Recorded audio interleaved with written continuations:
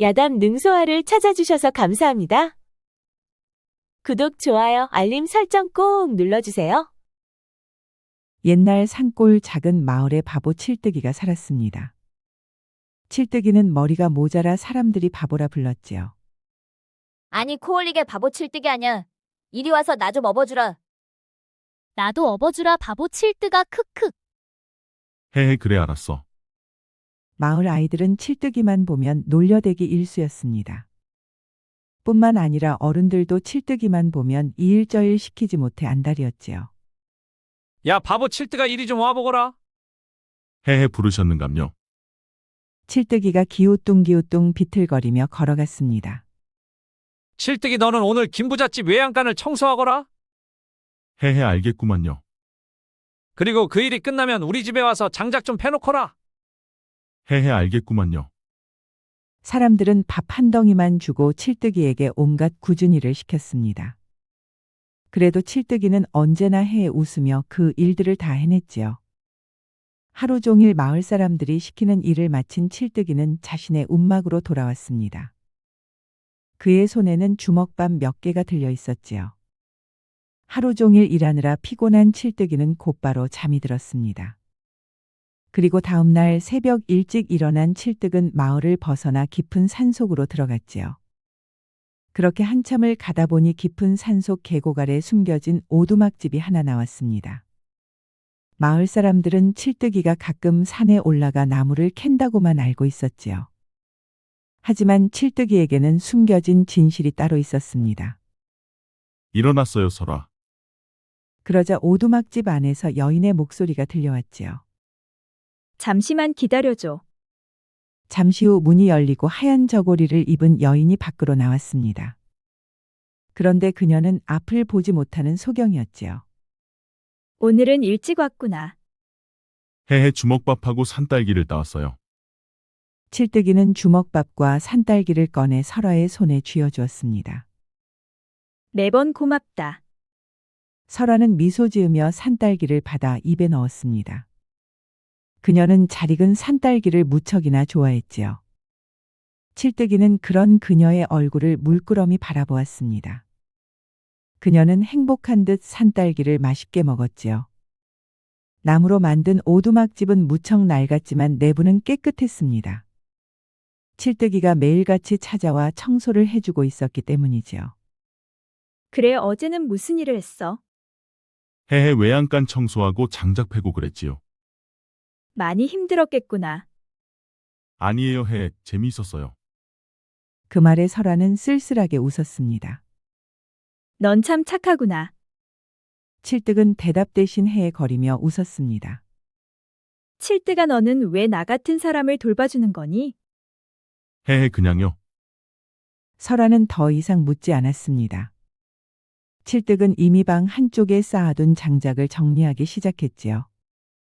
설아는 칠뜨기의 움직이는 소리를 들으며 가만히 앉아 있었습니다.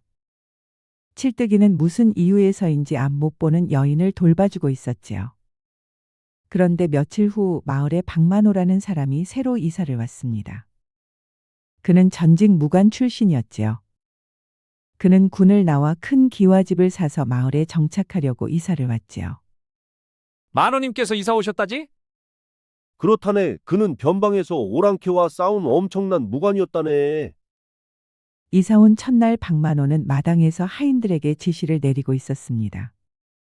이곳에 짐들은 안채로 옮기고 저 짐들은 창고로 옮기거라. 알겠습니다요, 나리. 그런데 그때 마당 입구로 칠뜨기가 기우뚱거리며 들어왔지요.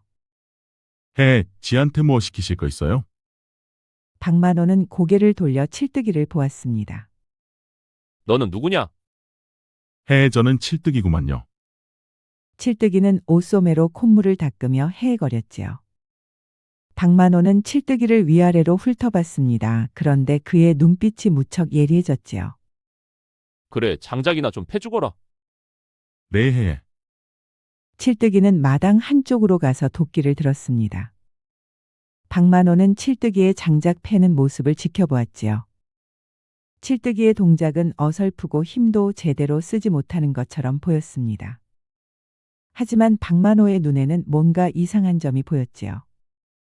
저 자는 뭔가를 숨기고 있군. 예사롭지가 않아. 박만호는 속으로 칠뜨기가 자신을 감추고 있다고 생각했습니다. 그날 이삿짐을 정리한 박만호는 방 안에 앉아 낮에 본 칠뜨기를 생각했습니다. 그자는 평범한 바보가 아니다. 자신을 감추기 위해 연기를 하고 있는 게 분명해. 박만호는 무관 시절 착호군에 대해서 잘 알고 있었습니다. 겉으로는 호랑이를 잡는 부대였지만 실상은 왕의 밀명을 수행하던 비밀 결사대였지요. 설마 저 자가 박만호는 고개를 갸웃거렸습니다. 착호군은 수년 전에 와해되어 지금은 단 한 사람만 살아남아 있었지요. 박만호는 칠뜨기의 행동에서 고수들에게서만 보이는 예사롭지 않은 동작을 보았습니다. 그날 밤 박만호는 잠이 오질 않아 뜬 눈으로 밤을 지새웠지요. 다음 날 저녁 박만호는 마을 주막집을 찾아갔습니다. 주막에는 마을 사람들이 모여 술을 마시고 있었지요. 주모 여기 술 한 잔 주시게. 내 날이. 박만호는 술을 마시며 주변 사람들의 대화에 귀를 기울였습니다. 칠뜨기 녀석은 바보라서 그렇지 힘 하나는 천하장사도 못 이길 것이야. 그래 맞아. 앞전에도 돌덩이 절구통을 혼자 번쩍 들어 올리더라고. 그 정도면 호랑이도 맨손으로 때려 잡을 수 있을걸. 박만호는 조용히 마을 사람들 이야기를 듣다가 그들에게 물어보았습니다. 혹시 칠뜨기라는 자는 언제부터 이 마을에 있었소? 한 4, 5년은 되었을 것이요. 어느 날 갑자기 우리 마을에 나타나서는 지금껏 쭉 살고 있어. 칠뜨기 가족은 없소. 없어. 그는 다 쓰러져가는 운막에서 혼자 살고 있어. 그 말에 박만호는 술잔을 내려놓았습니다. 그의 의심은 더욱 커졌지요. 착호군이 해체되던 해와 칠뜨기가 마을에 들어온 해가 같았기 때문이었습니다. 다음 날 박만호는 칠뜨기를 시험해 보기로 했습니다. 그는 칠뜨기를 불러 마당에서 일을 시켰지요. 그리고 그는 일하고 있는 칠뜨기 뒤로 향했습니다. 그리고 품속에서 단검을 꺼내 칠뜨기 머리를 향해 던졌지요. 그런데 던진 단검이 칠뜨기의 머리를 스쳐 지나갔습니다. 보통 사람이라면 피하지 못했을 상황이었지요. 그런데 칠뜨기는 일하는 척 하면서 머리를 움직였습니다. 아주 미세하게 고개를 기울여 칼을 피했지요. 그 순간 박만호의 눈이 번쩍였습니다. 역시 저 자는 보통이 아니야. 그런데도 칠뜨기는 평소와 같이 바보처럼 행동했습니다. 헤헤 방금 뭐가 날아갔어요? 칠뜨은 저만치 바닥에 떨어진 단검을 보며 어리둥절한 표정을 지었지요. 미안하네. 내가 실수로 떨어뜨렸네. 헤헤 괜찮아요. 칠뜨기는 칼을 주어 박만호에게 건네주었습니다. 그 순간 박만호는 칠뜨기의 손을 유심히 보았지요. 검을 잡을 때 생기는 굳은 살이 깊게 배겨 있었습니다. 칠뜨기 너 혹시 무술을 배운 적이 있느냐? 헤헤 무술이 뭐예요? 칠뜨기는 끝까지 바보 흉내를 내고 있었습니다. 그러다 보니 박만호도 더 이상 물을 수도 없었지요. 아무것도 아니다. 가서 일이나 하거라. 그날 밤 박만호는 한양으로 보내는 서찰을 썼습니다. 착호군으로 의심되는 자를 보았다는 내용이었지요. 박만호는 서찰을 봉하고 하인을 불렀습니다. 부르셨는지요, 나리? 이 서찰을 내일 아침 한양으로 보내거라. 알겠습니다요, 나리. 하인이 나가고 박만호는 창밖을 바라봤습니다. 그날은 유난히도 달빛이 밝았지요. 정말 그자가 착호군 수장일까? 그날 밤 박만호는 잠을 이루지 못했습니다. 만약 그자가 정말 착호군의 수장 무결이라면 이 마을에 숨어든 이유가 반드시 있을 것이다. 그는 자리에서 일어나 방 안을 서성거렸습니다. 박만호는 과거 변방에서 오랑캐와 싸우던 무관이 아니었습니다. 이는 자신의 신분을 숨기기 위한 위장이었지요. 그의 진짜 정체는 반정 세력의 밀명을 받고 착호군 잔당을 색출하기 위해 이 마을에 숨어든 첩자였습니다. 수년 전 탐욕에 눈이 먼 대신들이 왕을 폐위하고 새로운 왕을 세웠지요. 그 과정에서 선왕을 지키던 비밀 결사대 착호군은 모조리 도륙을 당했습니다. 하지만 착호군의 수장 무결만은 끝내 살아남았지요. 반정 세력은 무결이 살아있는 한 언제든 화근이 될 수 있다고 판단했습니다. 그래서 전국 각지에 밀정을 풀어 무결의 행방을 쫓고 있었지요. 박만호가 바로 그 밀정 중 한 명이었습니다. 착호군이 와해된 해와 칠뜨기가 이 마을에 나타난 해가 같다. 그리고 그자의 손에는 검을 오래 잡은 자만이 가질 수 있는 굳은 살이 있었다. 하지만 아직 확신할 수는 없다. 그는 다시 자리에 누웠지만 뜬 눈으로 밤을 지새웠습니다. 다음 날 새벽 일찍 일어난 박만호는 칠뜨기의 움막 근처에서 몸을 숨기고 있었습니다. 그는 숨어서 칠뜨기를 관찰할 생각이었지요. 잠시 후 움막의 문이 열리고 칠뜨기가 밖으로 나왔습니다. 그런데 바보처럼 기우뚱거리던 걸음걸이는 온데간데 없고 그는 고든 자세로 똑바로 걸어갔지요. 박만호는 숨을 죽이며 그 모습을 지켜보았습니다. 역시 저자는 바보 행세를 한 것이었소. 칠뜨기는 주변에 인기척이 없는 것을 확인하고 빠른 걸음으로 산속으로 들어갔습니다. 박만호는 멀찌감치 거리를 두고 그의 뒤를 밟았지요. 한참을 쫓아가자 칠뜨기가 계곡 아래로 내려갔습니다. 박만호는 바위 뒤에 몸을 숨기고 아래를 내려다봤지요. 그러자 계곡 아래에 낡은 오두막집이 한 채 있었습니다. 저곳에 누군가를 숨기고 있는 것인가? 칠뜨기가 오두막 앞에 서서 안을 향해 말했습니다. 설아 씨 나왔구만요. 잠시 후 문이 열리고 하얀 저고리를 입은 여인이 나왔습니다. 오늘도 일찍 왔구나. 해해 어제 장터에서 꿀떡을 얻어왔어요. 설아는 미소를 지으며 칠뜨기가 건네는 꿀떡을 받았습니다. 박만호는 바위 뒤에 숨어서 그 모습을 지켜보며 눈을 가늘게 떴지요. 앞을 못 보는 여인이라 저 여인은 대체 누구인가? 박만호는 새로운 것을 알게 되자 여인의 정체가 무척 궁금했습니다. 오늘은 여기까지만 알아보고 내일 또 미행을 해봐야겠군. 날이 밝아오자 박만호는 산을 내려왔습니다. 집으로 돌아온 박만호는 방 안에서 깊은 생각에 빠졌지요. 칠뜨기가 바보로 위장한 착호군의 수장 무결이라면 산속에 숨기고 있는 여인은 도대체 누구란 말인가? 그 여인이 무결에게 어떤 존재이기에 저토록 정성을 들인단 말인가? 아직 확신은 없지만 좀 더 지켜보면 알 수 있겠지. 그는 서둘러 한양에 보고하기보다 확실한 증거를 더 잡기로 마음먹었습니다. 괜히 어설프게 보고의 공을 빼앗기느니 확실하게 증거를 잡아 자신의 공을 세울 목적이었지요. 한편 산속 오두막에서 칠뜨기는 부서진 곳을 수리하고 있었습니다. 오늘은 바람이 참 따뜻하고 좋구나. 해해 그렇지요. 날이 좋으니 몸이 근질근질하구만요. 그런데 너는 언제까지 나를 돌봐줄 것이야? 그 말에 칠뜨기의 손이 잠시 멈추었습니다. 내가 나 때문에 너무 고생을 하는 것 같아 미안해. 해해 괜찮아요. 지는 아씨 곁에만 있으면 아무리 힘들어도 힘들지 않아요. 설아의 눈이 촉촉히 젖었습니다. 칠뜨기는 설아의 눈물을 자신의 옷소매로 닦아 주었지요. 그날 오후 칠뜨기는 설아에게 줄 약초를 캐러 산속 깊숙이 들어갔습니다. 설아의 눈을 치료하기 위해 약초가 필요했기 때문이지요. 그런데 칠뜨기가 오두막집을 비운 사이 계곡에 여러 명의 사내들이 나타났습니다. 산적 대여섯 명이 굴뚝에서 나는 연기를 보고 계곡 아래로 내려온 것이었지요. 아니 이런 계곡에 웬 오두막집이냐? 허참 이런 곳에 누가 산단 말이여 두목. 산적들이 오두막집 앞으로 다가갔습니다. 그리고 그들은 문을 박차고 안으로 들어갔지요. 그러자 설아가 깜짝 놀랐습니다. 누구시오? 오 이런 오두막에 이리도 고운 여인이 살고 있다니 오늘은 횡재를 했구나. 두목, 이 계집을 데려가 두목의 첩을 삼으면 좋을 것 같소. 나는 앞을 보지 못하는 소경이요. 제발 그냥 가주시오. 앞을 못 본다고 그게 무슨 상관이냐. 여봐라 이년을 당장 산장으로 데려가라. 산적들이 설아에게 다가와 그녀를 붙잡았습니다. 이거 놓으시오. 제발 나를 놔두시오. 허허, 형수님 어찌 이러시오. 우리 두목께서 이뻐해 주실 것이니 얌전히 있으시오. 산적들은 설아의 외침에도 아랑곳하지 않고 그녀를 들쳐업고 계곡을 빠져나갔습니다. 한편 약초를 캐던 칠뜨기는 갑자기 불길한 예감이 들었습니다.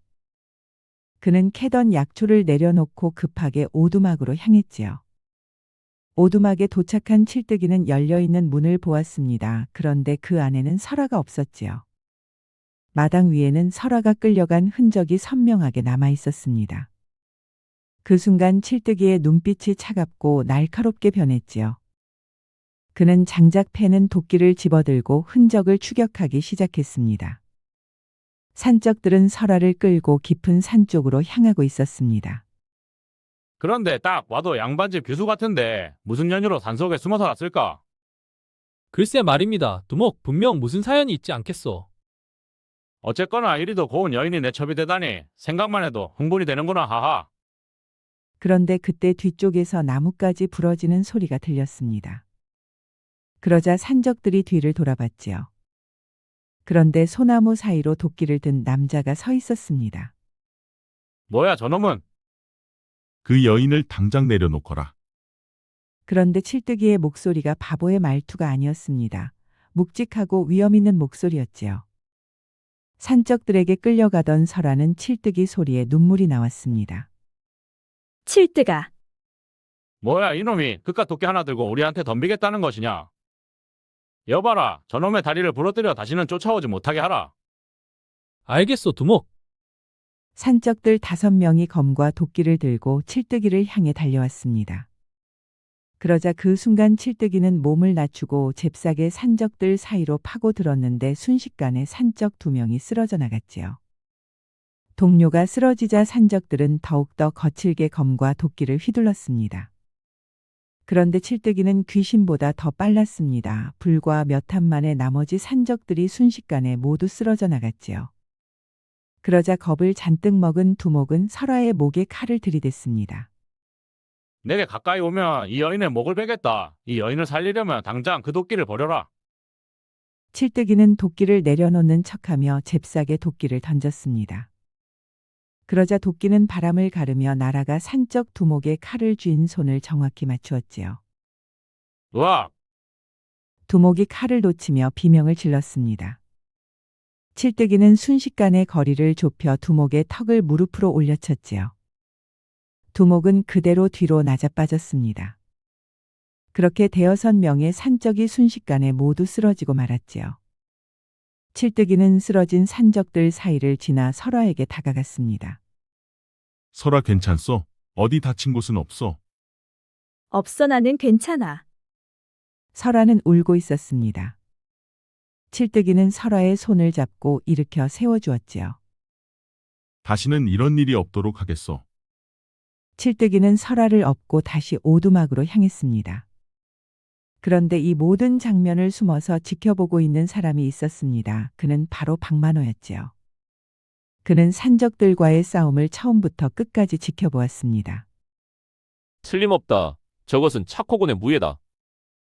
도끼 한 자루로 6명을 쓰러뜨리다니 저자가 바로 차코군의 수장 무결이 틀림없다. 박만호의 손이 떨리고 있었습니다. 이유는 차코군의 수장을 찾았다는 흥분 때문이 아니었지요. 무결의 무공 실력이 자신의 예상을 훨씬 뛰어넘었기 때문이었습니다. 서둘러 한양에 알려야 한다. 나 혼자서는 저자를 상대할 수 없다. 박만호는 이제 칠뜨기가 차코군의 수장 무결임을 확신했습니다. 조심스럽게 산을 내려와 집으로 돌아온 박만호는 곧바로 서찰을 썼습니다. 차코군의 수장 무결을 찾았으니 관군을 급히 보내달라는 내용이었지요. 이번에는 확실히 너를 잡아 나의 공을 세우고 말 것이야. 그는 서찰을 봉하고 하인을 불렀습니다. 부르셨습니까, 나리? 지금 즉시 이 서신을 가지고 한양으로 떠나거라. 밤길이라도 쉬지 말고 말을 달려야 한다. 알겠습니다, 나리. 하인이 서신을 들고 밤길을 나섰습니다. 박만호는 창밖을 바라보며 중얼거렸지요. 무결 내가 아무리 뛰어난들 관군 100명을 혼자 상대할 수는 없을 것이다. 한편 오두막으로 돌아온 칠뜨기는 설아를 방 안에 눕히고 약을 다렸습니다. 설아는 놀란 가슴을 진정시키고 있었지요. 설아 씨 약이 다 됐어요. 일어나서 천천히 드셔요.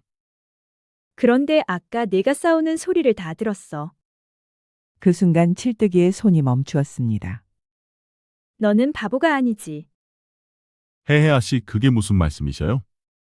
숨기지 마라 나는 분명 들었어. 너 혼자 싸우는 소리를.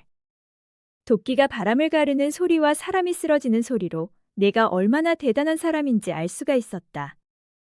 칠뜨기는 한동안 말이 없었습니다. 더 이상 설아에게 숨기면 안 된다고 판단했지요. 맞소 나는 바보 칠뜨기가 아니요. 나는 착호군 수장 무결이요. 칠뜨기는 설아에게 처음으로 자신의 진짜 이름을 밝혔습니다. 그러자 설아는 놀란 표정을 하고 칠뜨기의 말을 계속 듣고 있었지요. 반정이 일어나 왕이 폐위되고 착호군은 모조리 도륙을 당했어. 나만 홀로 살아남아 이 산골에 숨어든 것이요. 그리고 홀로 쓰러져 있는 당신을 발견했어. 그래서 바보 행세를 하며 살아온 거였구나. 그렇다오. 나는 반드시 지켜야 할 사람이 있었기에 바보 행세를 한 것뿐이요. 칠뜨은 더 이상 말하지 않았습니다. 설아도 더는 묻지 않았지요. 칠뜨기 말한 지켜야 할 사람은 묻지 않아도 설아 자신이었지요. 설아는 자신을 지키기 위해 쫓기는 몸으로 바보 행세를 하며 자신을 돌보는 칠뜨기가 너무 고마웠습니다. 아니 고마움을 넘어 그를 사랑하게 되었지요. 하지만 사랑한다는 표현을 할 수가 없었습니다. 앞을 못 보는 이유도 있었지만 그보다 더 큰 이유가 있었기 때문이었지요.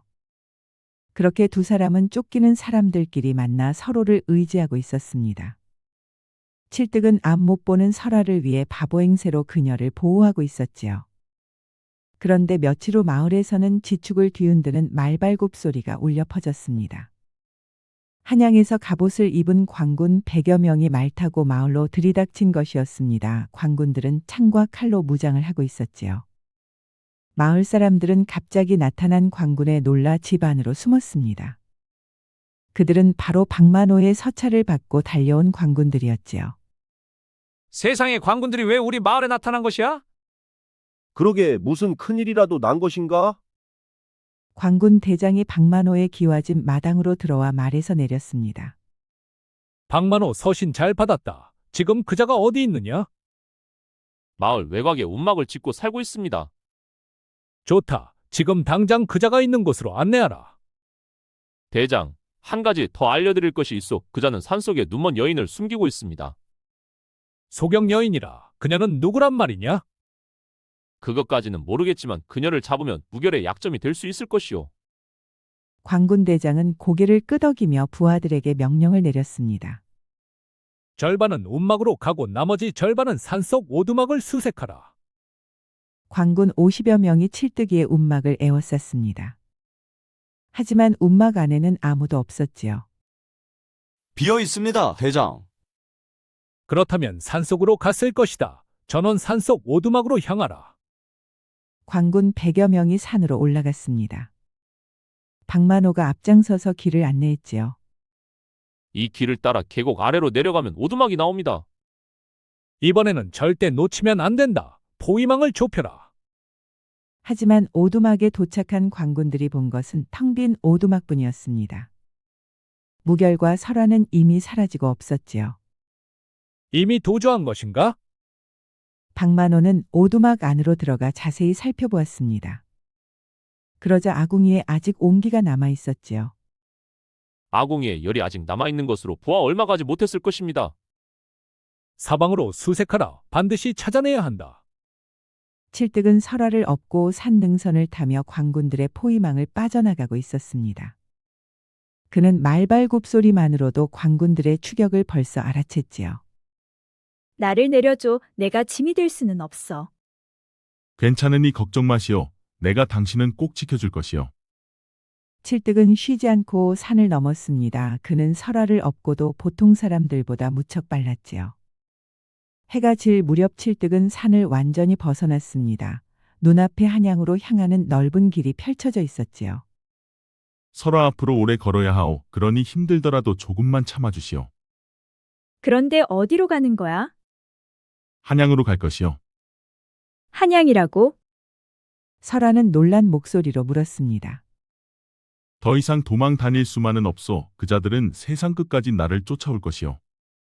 그렇다면 내가 먼저 호랑이 굴로 들어가 그자들의 목을 벨 것이요. 선왕을 폐위하고 착호군을 도륙한 그자들에게 반드시 죄값을 치르게 하겠소. 설아는 칠뜨의 말에 체념한 듯 고개를 숙였습니다. 그리고 두 사람은 한양을 향해 어둠 속으로 걸어갔지요. 며칠 뒤 한양 근처에 도착한 칠득은 밤이 되기를 기다렸습니다. 그리고 모두가 잠든 틈을 이용해 설아를 데리고 차코군의 은신처로 데려갔지요. 이곳은 차코군만 아는 은신처요. 이곳은 안전할 테니 마음 놓고 계시오. 고마워 끝까지 나를 포기하지 않아줘서. 설아는 눈물을 글썽였습니다. 칠득은 설아를 가슴으로 꼭 안아주었습니다. 설아는 칠득의 품에서 하염없이 울었지요. 칠득은 자신을 위해 지금껏 헌신을 해왔습니다. 헌데 지금은 그가 위험한 상황에 빠져 있었지요. 그럼에도 불구하고 칠득은 자신을 포기하지 않고 있었지요. 그날 밤이 되자 칠득은 검은 복장으로 갈아입었습니다. 이제 바보 칠득이는 완전히 사라지고 차코군의 수장 무결로 다시 돌아왔지요. 무결은 설아를 안심시킨 뒤 조용히 집을 나왔습니다. 그리고 그는 어둠 속을 그림자처럼 움직였습니다. 그의 손에는 날카로운 검이 들려 있었지요. 무결의 첫 번째 목표는 반정의 핵심 인물이었던 좌의정 한태호였습니다. 한태호는 반정을 주도한 인물이었지요. 그리고 차코군을 역적으로 몰살시킨 장본인이기도 했습니다. 한태호의 저택은 한양 한복판에 있었습니다. 높은 담장의 경비가 무척 삼엄했지요. 하지만 무결에게 그 정도의 경비는 아무것도 아니었습니다. 그는 담장을 소리 없이 넘어 저택 안으로 들어갔지요. 한태호는 침실에서 잠들어 있었습니다. 무결이 소리 없이 방문을 열고 안으로 들어가 그의 목에 검을 겨누었지요. 마치 검은 고양이처럼 은밀하고 날렵했습니다. 너 누구냐? 나는 차코군의 수장 무결이다. 그 말에 한태호의 얼굴이 사색이 되었습니다. 사살려다오. 원하는 것이 무엇이냐? 내 무엇이든 들어주마. 내가 원하는 것은 하나다. 내 놈들이 죽인 차코군 형제들의 원한을 갚는 것. 그 순간 한태호는 짧은 비명과 함께 목이 떨어졌습니다. 그리고 그의 목은 한양 저작거리 높은 곳에 매달렸지요. 다음 날 아침 도성은 발칵 뒤집혔습니다. 좌의정의 머리가 저작거리에 매달려 있었기 때문이었지요. 아니 이게 다 무슨 일이요? 저기 걸려있는 머리가 좌상대감의 머리라더구만. 아, 그러게 말이오. 반정 이후 임금도 무서워 벌벌 떤다던 그 좌상대감이 아니었나. 사람들은 공포에 떨기 시작했습니다. 소식을 들은 반정 세력의 대신들은 긴급히 모였습니다. 좌상의 목이 저작거리에 걸렸다. 이게 어떻게 된 것이냐? 혹시 차코군의 잔당이 아니겠소? 차코군은 모두 척살되지 않았는가? 수장 무결만은 아직도 찾지 못했소이다. 무결 그자가 아직도 살아있단 말인가? 반정을 주도한 대신들은 공포에 떨었습니다. 그것도 그들 중에 가장 우두머리에 목이 떨어졌기 때문이었지요. 다음 날 밤 무결은 다시 어둠 속에서 나타났습니다. 두 번째 목표는 호조판서 이경태였지요. 이경태는 반정 당시 차코군의 가족들까지 모조리 잡아들여 처형한 자였습니다.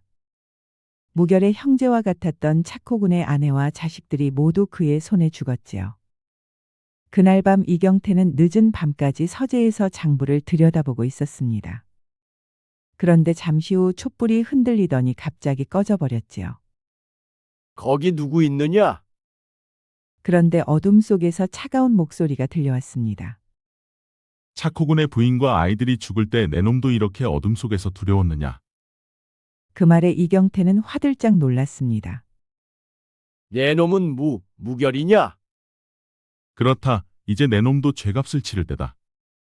그날 밤 도성 저작거리에 두 번째 머리가 걸렸습니다. 바로 호조판서 이경태의 머리였지요. 다음 날 도성은 또 발칵 뒤집히고 말았습니다. 사람들은 공포에 벌벌 떨었지요. 어제는 좌상대감이 오늘은 호판대감의 목이 떨어지다니 이게 다 무슨 일이야? 반정을 일으킨 자들만 목이 떨어지는 것으로 보아 차코군의 망령이 살아 돌아온 것이야. 백성들보다 더 공포에 떨고 있는 사람들이 있었습니다. 그들은 바로 반정 세력들이었지요. 반정 세력은 다시 모여 대책을 논의했습니다. 좌의정에 이어 호조판서까지 죽다니 다음은 누구 차례란 말이냐? 그자는 무결이 분명하오. 그놈을 반드시 잡아야 하오. 그런데 어찌하여 포도청과 관군들은 그자 하나를 잡지 못하는 것이야? 군 병력까지 동원해 한양을 쥐잡듯 수색하고 있지만 그자가 워낙 신출귀몰의 그림자조차 찾지를 못하고 있소. 해서 반정 공신들의 집에 100여 명씩 병사들을 붙여 경계를 바짝 세우고 있소이다. 진작 그리했어야 해서 벌써 우리 동지들이 2명이나 죽지 않았어. 그럼에도 불구하고 무결은 바보 행세를 하며 대낮에 도성의 거리를 활보하고 있었습니다. 그는 반정 대신들의 정보를 계속 수집하고 있었지요. 다음 날도 그 다음 날도 무결의 검은 멈추지 않았습니다. 다음 날에는 병조판서의 목이 걸리고 그 다음 날에는 형조판서의 목이 저작거리에 걸렸지요. 조정 대신들은 공포에 질려 모이는 것조차 두려워했습니다. 밤마다 한 명씩 죽어나가고 있으니 대체 이 일을 어찌해야 한단 말인가? 아무리 병사들을 늘려 경계를 세워봐도 대신들은 계속 죽어나갔습니다. 그러자 겁에 질린 대신들이 모든 것을 내팽개치고 한양을 빠져나가기 시작했지요. 한때는 탐욕에 눈이 멀어 반정에 가담한 자들이 이제는 공포와 두려움에 빠져 모든 것을 내려놓고 달아나고 있었습니다. 그들은 이제 손에 쥔 권력과 재물보다 제 한 목숨 살리는 것이 더 급급해지고 있었지요. 반정의 세력들이 공포 앞에 처참히 무너지고 있었습니다. 도망치거나 관직을 내려놓기도 하고 또는 선왕을 찾아가 용서를 빌기도 했지요. 폐위된 선왕은 한양 외곽에 감금되어 있었습니다. 그런데 남은 반정 대신들이 하나둘 찾아와 무릎을 꿇기 시작했지요. 전하, 서인이 죽을 죄를 지었습니다. 부디 무결의 칼을 멈추게 해주소서. 선왕은 그들을 내려다봤습니다. 지금에 와서 내게 무릎을 꿇는 것이냐? 내 목에 칼을 들이밀 때 당당하던 그대들의 모습은 도대체 어딜 간 것이냐? 떠나지 않고 남아있던 대신들은 선왕을 찾아와 선처를 빌었습니다. 한편 반정으로 왕위에 오른 왕은 두려움에 빠져 잠을 이루지 못하고 있었습니다. 이러다 내 목도 떨어지는 것은 아닌가? 현왕의 얼굴에는 두려움과 후회가 가득했지요. 자신을 옹호하고 바쳐주던 대신들은 이제 모두 사라지고 없었습니다. 대전에는 개미 새끼 한 마리 얼씬거리지를 않았지요. 그런데 저작거리에는 반정을 일으킨 대신들의 머리가 계속 걸리고 있었습니다. 벌써 10명이 넘게 목이 떨어졌지요. 더 이상 나도 이 자리에 앉아 죽기를 기다릴 수는 없다. 왕은 복장을 벗어놓고 궁궐을 빠져나갔습니다. 그러자 궁궐은 스산한 기운마저 감돌았지요. 수백 수천 명의 병사들도 귀신 같은 무결의 그림자조차 찾지를 못하고 있었습니다. 그러자 반정에 가담하지 않았던 대신들이 선왕을 다시 궁으로 모셔왔습니다. 그리고 선왕의 보기를 공표했지요. 오늘부터 쓰러진 조정을 다시 바로 세우겠노라. 남아있던 대신들은 선왕을 중심으로 다시 모였습니다. 그들은 반정을 반대했던 사람들이었지요. 임금이 다시 복위하자 무결이 나타났습니다. 어서 오거라 무결. 내 덕에 내가 살았다. 옥체만강하시나이까 전하. 그렇다. 내게 모든 병권을 줄 테니 남아있는 반정 세력들의 뿌리를 모두 뽑거라. 알겠나이다 전하. 무결은 모든 병권을 쥐고 잔당들을 뿌리 뽑기 시작했습니다. 그는 형조, 병조, 내금위까지 모든 지휘권을 갖게 되었지요. 그 일이 있고 한 달이 흘렀습니다. 그 사이 반정 세력의 뿌리는 모두 뽑히고 말았지요. 그리고 무결을 쫓던 박만호도 붙잡혀 옥에 갇히고 말았습니다. 심지어는 궁궐내 내시와 상궁 그리고 궁녀들까지도 모두 색출되었습니다. 궁궐내 인원의 반이나 그들에게 가담을 하고 있었지요. 실로 엄청난 뿌리가 깊게 박혀 있었습니다. 그렇게 반정 세력이 모두 뿌리가 뽑히고 이제는 궁궐도 평온한 일상을 되찾게 되었지요. 무결, 내 공이 컸다. 소인은 마땅히 해야 할 일을 했을 뿐입니다 전하. 그동안 고생이 참 많았다. 그런데 그때 공주가 들어왔습니다. 무결은 공주를 보고 깜짝 놀랐지요. 공주의 옷을 입고 나타난 이는 다름 아닌 설화였습니다. 설화, 아니 공주마마, 이게 어떻게 된 일이옵니까? 많이 놀라셨소. 실은 나는 공주였다네. 그 말에 무결은 무릎을 꿇었습니다. 몰라 뵈었습니다 공주마마. 어서 일어나시오, 무결. 설화 공주는 무결의 손을 잡고 일으켜 세워주었습니다. 그런데 그녀는 무결의 눈을 똑바로 보고 있었지요. 아니, 그런데 눈이 보이시나요? 그렇다네. 사실 난 처음부터 소경이 아니었어. 그 말에 무결의 눈이 휘둥그레졌습니다. 처음부터요? 그래. 그런데 내게 왜 숨긴 것이요? 그 순간 설화공주의 눈이 촉촉히 젖었습니다. 그녀는 한동안 말을 잇지 못했지요. 내 눈이 보이는 걸 알면 그대가 나를 떠날까 두려웠어. 그래서 맹인 행세를 한 것이야. 실은 내가 반정 세력에게 쫓기는 상황에서 의지할 곳이라고는 그대밖에 없었거든. 그리고 어느 순간 그대를 진심으로 좋아하게 되었어. 그래서 그대를 지키려는 마음도 있었지. 무결은 그 말에 가슴이 심쿵했습니다. 그러니까 나는 공주마마를 지키기 위해 바보 행세를 했고, 나는 그대를 지키기 위해 맹인 행세를 한 것이지. 두 사람은 서로를 바라보며 크게 웃었습니다. 참으로 오래간만에 웃어보는 웃음이었지요. 잠시 후 공주는 정색을 하고 무결의 눈을 똑바로 보았습니다. 무결, 그대에게 꼭 하고 싶은 말이 있어. 무엇이든 말씀하셔요, 공주님. 그대 닮은 아들을 낳고 싶어. 그 말에 무결도 임금도 깜짝 놀랐습니다. 아니, 예 공주야. 그게 다 뭔 말이냐? 내가 다 낯이 부끄럽구나. 말 그대로 무결과 혼인하고 싶어요, 아바마마. 임금은 무결의 얼굴을 보았습니다. 내 딸이 자네에게 푹 빠진 것 같네만 자네 생각은 어떠한가? 무결도 망설임이 없었습니다. 전하, 정말 공주님을 제게 주시렵니까? 방금 자네도 듣지 않았는가? 공주가 자네를 원하고 있네. 허락해 주신다면 공주마마를 평생 모시겠습니다, 전하. 그의 가을 궁궐에서는 성대한 혼례가 치러졌습니다. 내금이장이 된 무결과 공주 설화의 혼례였지요. 임금은 두 사람의 혼인을 크게 축하해 주었습니다. 무결, 내 딸을 잘 부탁하마. 제 목숨을 다해 지키겠나이다. 혼인한 두 사람은 서로를 보고 활짝 웃었습니다. 나라에 정변이 생기고 두 사람은 각자 도망자 신세가 되었습니다. 그리고 도망 중 서로는 운명적으로 만났지요. 그리고 두 사람은 서로를 지키기 위해 자신을 숨기며 살아왔습니다. 한 사람은 바보 흉내를 냈고 한 사람은 소경 행세를 했지요. 그렇게 바보와 소경이 만나 사랑의 꽃을 피웠습니다. 그리고 두 사람은 아들, 딸 낳고 죽는 날까지 행복하게 잘 살았지요. 사랑이란 받는 것이 아니라 주는 것이라고 했습니다. 바보는 바보가 아니었고 소경은 소경이 아니었습니다. 두 사람은 오직 서로를 지키기 위해 살았지요. 뿌린 대로 거둔다는 말처럼 탐욕을 뿌린 자들은 죽음을 거두었고 헌신적인 사랑을 뿌린 두 사람은 행복을 거두었습니다. 그러니 탐욕은 버리고 사랑은 채워야 하지 않을까요? 구독과 좋아요, 알림 설정 꼭 부탁드립니다. 우리 이야기가 재미있으셨나요? 다음 이야기도 재미있는 이야기가 많으니 다음 영상도 재미있게 봐주세요.